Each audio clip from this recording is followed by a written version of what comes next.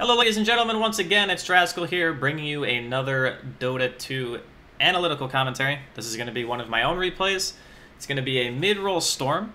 The subjects we want to be talking about today are, first off, a little bit about the mid lane, how I play it in certain matchups. This particular game I was trying something a little bit different, so you'll be seeing me go through a lot, and I mean a lot of regen. We're going to town on buying the regen here. And then in addition to that, our itemization versus how we're actually playing the game. I think there is a lot of a issue with maybe like the 2 to 4K range players, so your legend to maybe low ancient, where they'll build items because they see someone else make those items, like a high level player, for example, like a pro player.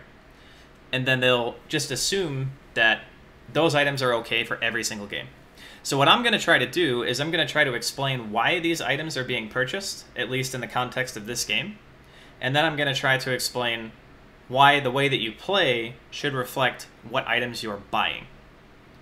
So we're going to hop right in. I'm going to do a little bit of fast forwarding here. Once again, this is player perspective of yours truly. So you'll get to see everything that I see. And in the beginning of the game, as a mid player, oftentimes you should be helping your team contest bounty runes. It's not really crazy important to get a block on the mid lane anymore, so just make sure you're helping to secure at least 2 of those runes. We're going to get the, well, sort of a block on the mid lane. And I wanted to talk to you guys a little bit about some mid concepts that I started employing after watching some of the higher level mid players. And one of them, especially on a hero like Storm, is you really do want to play very aggressive all the time, even if you feel like the trade might not necessarily favor you. Just because buying regen is kind of like the meta now. And you'll notice I'm doing a lot of last hitting with the remnants. And I'm just like pushing the wave as hard as I can into that guy's tower. He goes for a CS into the tower, I hit him again, I drop a remnant to make sure that I'm still continually pushing the wave. A lot of heroes can do this against Invoker. I think Storm is actually well suited to the early levels though, just because he kind of wants to stand on the creep wave. If you're Alina, for example, you don't really want to be standing directly on the creep wave because you don't have to. You can attack from much further distance than the Storm Spirit can, and you can also harass with Dragon Slave a lot easier. So in that case, you might not need to, but since Storm has very high armor, I can just stand on the wave, drop a remnant, throw an auto attack onto him, and then I just continue to push the wave, right? You'll notice that I'm 8-1 and he's 2-0. So every time he comes up, you know, I'm just hitting him. I think I actually kill him here. Yeah, 2 overload him. 1 more static room, and that guy just goes down. So you can see at the beginning of the laning phase, things are going pretty well for us. I already got my bottle. I'm 10-2, he's 2-0. And I'm still playing it more or less the same way. I'm looking to basically just push all the time. Whenever I have an overload proc, I'm throwing it on him. See an arrow whiz by. This Mirana sticks in the mid lane for a very, very long time. In fact, I don't think this guy ever actually left the mid lane for like 2 minutes until like 10 minutes. This guy sat here for a while. So while the early game's kind of playing out, we're going to fast forward a little bit here. Let's get it on the 4 times. And we're not really so much focused on like how exactly I'm playing the lane. It is important to note that I'm always going to be pushing. And I'm running after him because I don't want him to get EXP off the wave. Like his range creep just died over there, or my range creep just died, and he's out of EXP range. You'll notice that this guy has gotten 1 last hit extra since the first time he died. So I'm 15-4, he's 3-0. Okay. Now this happens because I'm consistently pressuring him. I'm always pushing the wave in. And some heroes that walk to the mid lane, Invoker especially in the first few levels, he doesn't really have the capability of pushing the creeps back into you. So if you ever don't know how to lane against Invoker, the best way to pressure the Invoker is to just push all the time. Anytime you can push, you want to push. Now that Mirana threw another arrow, so I was a little bit scared here. Didn't kind of want to walk too far forward. And yeah, I'm just buying a ton of mangoes. I'm trying to push the wave so I can get the rune. I throw out another remnant.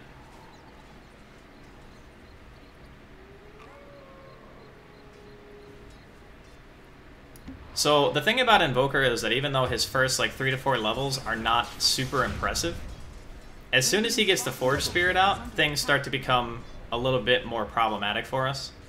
And I'm still looking to try to pressure him a bit.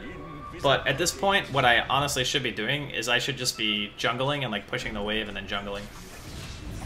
It gives me a lot more value to do that than it does to like keep trying to apply that pressure. Because he's going to get so much base damage from his Exort that he'll just be able to last hit even if I am trying to pressure him in the first place. You can see he's like starting to catch up. It's just because his damage is getting so much higher that I can't, like that in combination with the Forge Spirit and the Cold Snap, I can't really do much about it. So I buy my second Null Talisman. This honestly is probably a waste of money. Could have just been money towards my Kaya or my Treads, which are the two items that I go after the second Null Talisman. I check the rune, I get pretty lucky here, I get another one. And I'm still leading him, but I'm not really leading him by an impressive amount.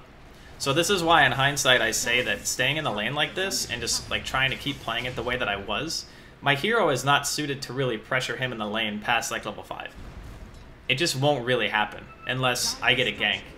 But because the Mirana was sitting mid for a very, very long time, and then he also gets some EXP and levels, because I'm feeling a little bit of pressure as well. I see the gank in the bottom lane and I just decide to immediately TP. Because again, I can't stop the Invoker from hitting the creeps. He's just going to hit him. And what ends up happening this game is we get pretty far behind. I'd say probably anywhere from like 5,000 to 7,000 golden experience deficit. And the Invoker at this point has all but caught up. So even though he was getting completely crushed in the first couple of creep waves, my hero doesn't have the toolkit to keep applying pressure. So instead of playing hyper aggro like I was, I could have just said, okay, I've kind of beaten him down enough. I want to play efficiency for my character, and I want to just do what I'm doing right now, which is farming. And I realized this a little bit late into the game, probably like 3 or 4 minutes after I should have already been doing it. So now I'm just playing the push mid, go to jungle, push mid, go to jungle. This is the efficient way to play the lane.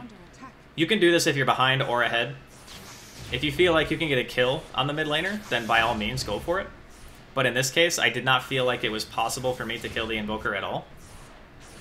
I would have to buy dust, I would probably need another hero, and I was a bit gun-shy because the Mirana had been sticking around so much. So I decided that I didn't really want to go for that play. Now, it's important to understand, in this game, we'll just go over the heroes really quickly that they have. Invoker, Ember, Crystal Maiden, Mirana, Ursa. Okay. Now, it doesn't necessarily look like it at glance value, but Silence absolutely destroys this team. Silence destroys Invoker because he's completely based around spellcasting. Ember can't go to Remnant if he's silenced. Crystal Maiden, another completely spellcasting-oriented hero. Mirana's only escape is a leap, which you can't cast while silenced. And Ursa cannot ult while silenced. So, this game, I 100% want an Orchid, and I know that. Now, the second thing to keep in mind is that I want an Orchid, but I need the Orchid to be fast enough so that it actually matters. And in a lot of games, you'll see Storm players do a similar build to what I'm going to do, which is Kaya into Orchid. But if you're a lower level player, and your GPM is not up to snuff, what's going to happen is you're going to get your Orchid, and then there's already going to be like a Eul's or a Force Staff or something like that on the enemy cores that you want to kill, which is going to counterplay your item. And this happens a lot, especially with people who are not farming efficiently. Like, my CS isn't phenomenal. It's okay. You know, 57 creep kills at 10 minutes. It's like, it's average. But it's still good enough to where I feel like I can get that Kaya Orchid fast enough to where it's going to still do some work. Now, I thought about going on that guy, but I knew the Ember was near, so I didn't really want to risk the death. That's another thing about how I play Storm. I take a very kind of passive approach unless I'm completely certain that I can get the kill with low risk. And the reason I do this is because I feel like Storm, even in this current patch, is one of the scariest heroes to play against. Because if he gets to his items fast enough, you can get pretty close to a 1v5. Now, I feel personally like this meta is very hard to 1v5 in general because people get so much more money. You know, side lanes matter a lot. If you're losing two of your side lanes, even if you win mid, it can still be a struggle because those heroes just get so far ahead. And to me, I feel like Storm is just maybe the only mid hero that can really bring the kind of map pressure that he does to the table. A really farmed Klinx is similar, but Klinx still doesn't even have the mobility of a Storm. This Ball Lightning is just a heck of an ability. So I thought my Nyx had Dust here, so I went in on the Storm, maybe a little bit early. I think if I had waited a little bit longer and I just let the Nyx stun first, that probably would have been a kill. So a mistake on my part. I also could have potentially bought my own Dust, which I didn't do. But now we're going to be making our way towards Kaya. This has kind of become the priority #1 for Storm, primarily because of the mana loss reduction. Now it sounds really weird, but essentially the way it works is if you get hit by a mana burn from like Anti-Mage, for example, it's going to steal less mana from you. And since Ball Lightning removes a percentage of your mana while you're moving, it also affects how far you can ball. And that's the main reason why people like to buy it so much. Increases your mana efficiency, helps you farm, makes you more mobile, just a really, really solid Storm item. You could also even consider it a farm accelerator, because it makes your mana pool bigger, and it makes you get more out of that mana pool. Now personally, I really like to go Treads before I get my Kaya too. And if I had to do this again, I would skip the second Null Talisman. And the main reason I like Treads is for Overload, right? So I want the capability of being able to kill people even if I'm not necessarily looking for fights. The Treads help tremendously because I get those Overload hits a lot smoother. I can throw a Remnant, I can hit, I can ball, I can hit again, I can pull, I can hit a third time, I can Remnant, I can hit a fourth time. If you don't finish your Treads, it's going to be a lot harder to make those combos feel smooth in a fight. So I see they popped the Moonlight Shadow here. I'm not really too committed to fighting. Seems like we have turned into the 5-man Dota squad. We're just all mid lane. But really, I'm only concerned with farming. If I see an opportunity for a kill, I'm going to take it. But if I sense even like the slightest amount of risk, I'm not going to go. Because I know personally that if the game gets to a late stage, I'm going to be able to do a heck of a lot more at that point than I will be able to do now. And I don't want anything to slow that for me, right? I'm basically playing this as the position 1. Even though we have a Weaver on our team, I'm essentially acting as if I was the core. So this situation is a really good example of a fight that I want to go on, because I know that there's not that many people here. But what ends up happening is, like, we don't kill this guy. Like, I use my entire mana bar, and this guy just walks away. And then I'm just kind of like, you know, that didn't really feel so nice. I thought that I might be able to kill him because he was really far on our side of the map, but I was wrong. So we don't kill him. I use a huge chunk of my mana pool, I waste time, and we lose a tier 1. One decision. One decision makes all that stuff happen. So now we're back to the farming. Trying to make sure we're, at the very least, staying a little bit relevant. Invoker tried to combo me there, but it's very hard to combo with Storm. And again, my farm is okay, but it's not great. You'll see that the Invoker is pretty much neck and neck with me right now. And so is the Ursa. The most important thing is that my Orchid comes out before there are any defensive items on the enemy team, because that's when the Orchid is going to be its most powerful. If there's no Yules, there's no Force Staff, there's no Glimmer, that means that the counterplay potential of my Orchid is 0. And that's the really big thing about playing these type of heroes. And it also can help you understand when you want to buy those items. So if you're playing a game, and it's 40 minutes in, and there are like BKBs and Mantis Styles and Yules and Lotus Orbs, buying an Orchid is going to be pretty freaking low on your priority list, right? It just doesn't really make sense, because everyone can pretty much dispel it at that point. But here, we're going to get a pretty decently timed Orchid. I think I ended up getting it at like 22, 23, with the Kaya and 2 Nulls. It's not the worst, but it's not the best.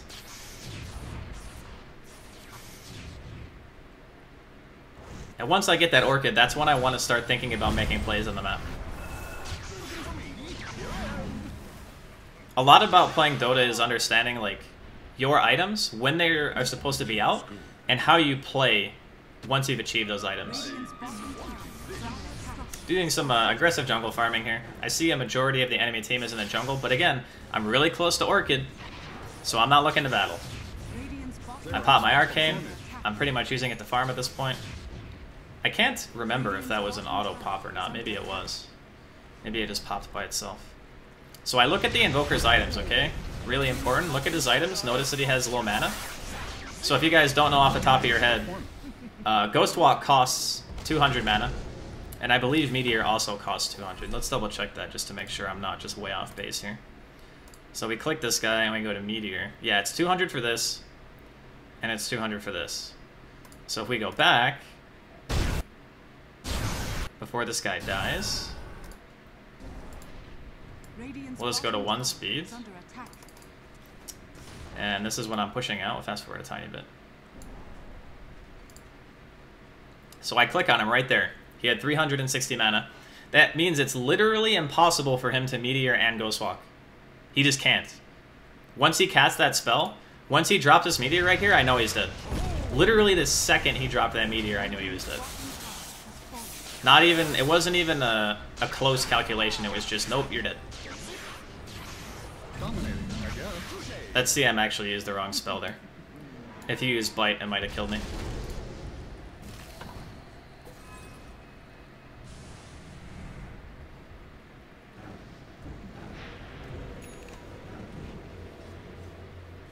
Okay, so now we got our Orchid. It's 22.5 minutes in. Big wave top, so we're going to clear it out. Ideally, someone else would be showing here, and not me. Because I'm giving the enemy team a chance to scout my Orchid, right? And just as you want to play differently with your items, the enemy team is also going to start to play differently around you. And that can be both a good and a bad thing. So I see that the Ember's bottom. Now before, he doesn't know that I have this item. But now he may because I push top. I still see that there's 2 bottom. And this is another big thing too. So I believe Mirana showed mid for like a split second there. The Ursa's showing top and there's 2 heroes showing bottom. I have an item that accelerates and picking heroes off on a hero with insane mobility. Guess what happens when you show heroes in all 3 lanes against a Storm that has an Orchid? Somebody's gonna die. And it just so happens that it's the guys down here.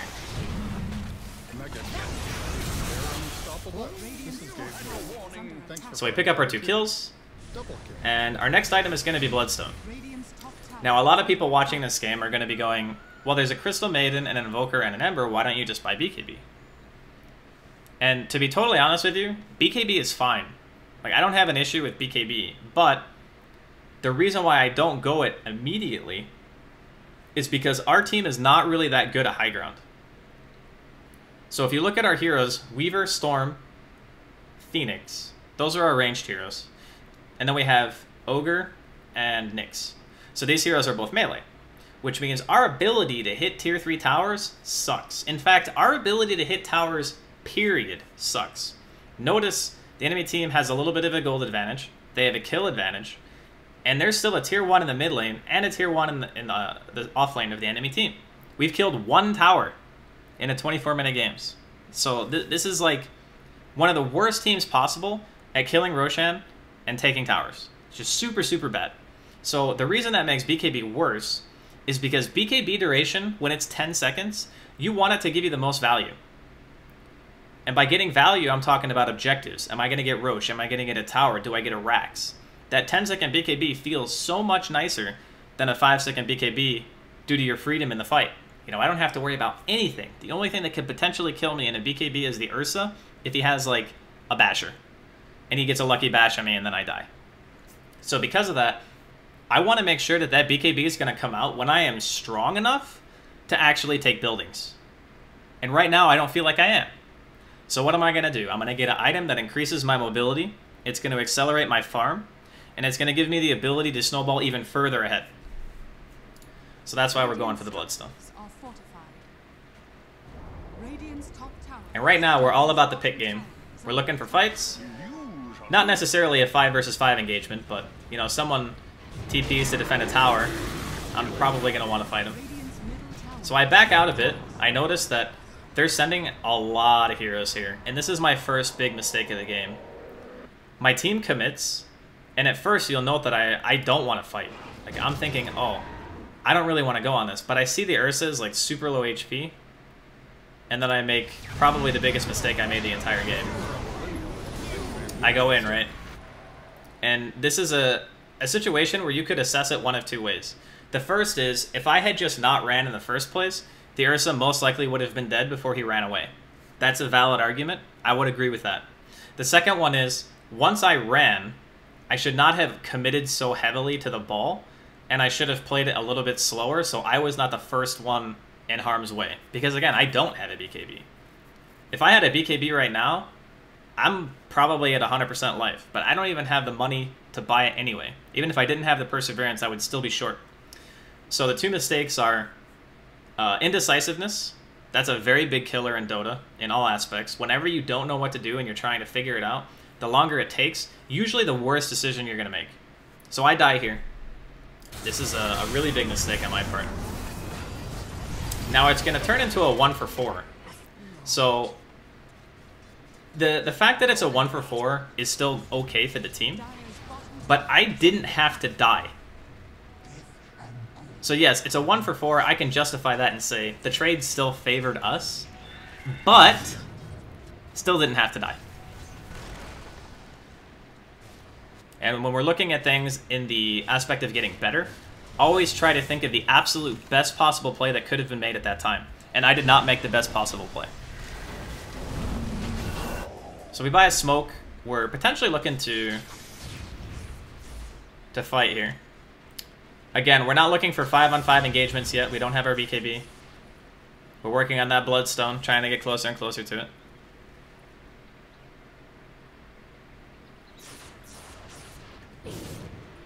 We see the Ember top. We're going to make our way over there. I scan the high ground just to make sure no one's nearby next to the shrine.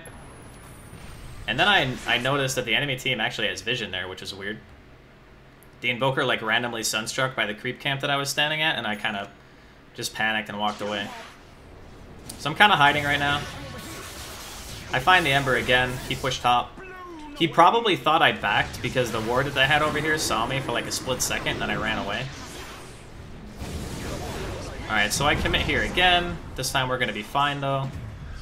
And you notice I'm not even looking back. Like, even if I didn't know how many heroes were already dead on my team, I'm not looking at that.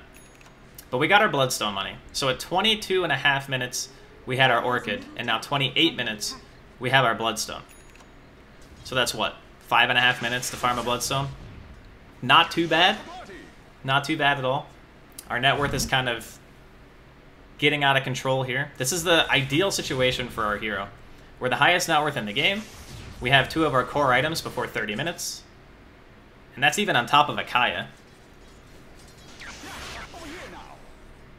And I was holding on to my regen for a little bit there. Probably could have popped it sooner, but I didn't really see much of a reason to because I had like 40-something mana regen anyway, even without it. Yeah, 47.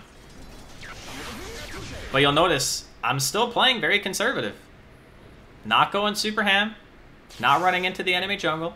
Now, granted, we have 0 wards at the moment. I think we just placed 1 by the river, top rune.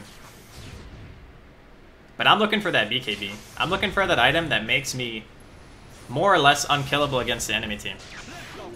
Once I get BKB, then you're going to see some, you know, YOLO plays.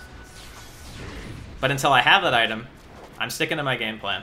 I'm still going to farm. I'm still going to look for pickoffs, but I'm not going to look for big fights.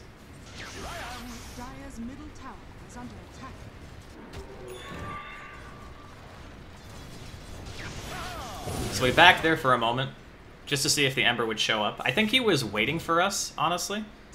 I have a feeling he just knew we were there regardless, and it was a pretty low probability that we were going to get a kill there. So we see a bunch of heroes walking our way. We're going to push the wave real quick. We're going to take a peek to see if there's anything we could potentially do. We're still waiting, still waiting. So the enemy team separates here. The 2 cores are chasing. So I get a quick pick on the CM and I TP. That pick off is a Bloodstone charge. It's some extra gold. That Crystal Maiden was worth like 500 gold. Good lord. That's a really rich Crystal Maiden. Well, maybe not rich, but gave me a lot of money. There I had a little bit of a misclick. I thought I had cast my Orchid, but I just didn't, I guess. Getting real close to that BKB. And our net worth is feeling really solid at the moment. We didn't have like the greatest of laning phases, but I'd say it was adequate. Probably could have played it more efficiently and had our items maybe 1 or 2 minutes faster. And in the big picture, it doesn't really sound like a big deal. Trust me, if you can get your Kaya Orchid 1 or 2 minutes faster, enormous difference. Very, very big difference in the outcome of the game. So I look at mid lane. I see that there's a fight breaking out. We don't have a tier 1, so I'm not looking to TP because it's going to take me too much mana to get into that fight, and I still did not have my BKB on me. So now I have my BKB, right? So now as soon as my BKB comes to my hero, what do? I want to go in. Now I didn't know that that Invoker had BKB, and it was my fault for not clicking on him first. And we go for the chase on this guy, but because my Vortex is down, we're not going to be able to get him. But just as a reminder, the second I get BKB, I TP to fight. Because now, it's 34 minutes in, they have no counter to BKB at all. There's no Abyssal Blade on the Ursa. There's no, like, Hex on the Invoker to stop me from getting the BKB off, so I don't have to buy Linken's. This is the point in the game where my hero pretty much can't be stopped. Like, if I die, it's because I made a huge mistake. Or my death will result in a fight that hugely favors us. So this Invoker goes back in, I'm not really sure why. He knew he didn't have BKB up, and there's a Storm in the game, so that was just a really big mistake on his part. So I'm looking at Roshan now. I learned from a last couple of replay analysis that I did for you guys that I don't actually do Rosh enough. So I decided at this point with my BKB up and everything else that I really wanted to try to go for a Roshan. Our team is not really even that good at doing it. It's just we should have gone for the Rosh, so we didn't. We get an extra 2 Bloodstone charges there, and again we're playing like super in. Not only do we have BKB, but we had Aegis as well.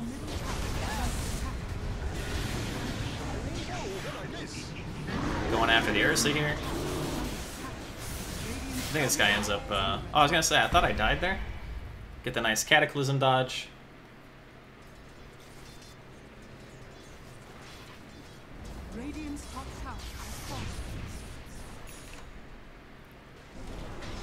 My Nyx finds the Invoker behind the tower. We're going to get him too.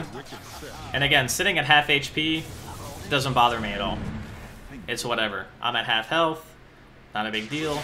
Now, they're dead for quite a while. There are 2 plays that we could potentially make here. We could force them to buy back and then play around just like the end game, which is I'm going to just kill the Invoker again. He'll be dead for like 100 seconds, and then we just end. That's possible. But I chose to push the other lanes just because I'm not really feeling like they can put forth much of a threat right now.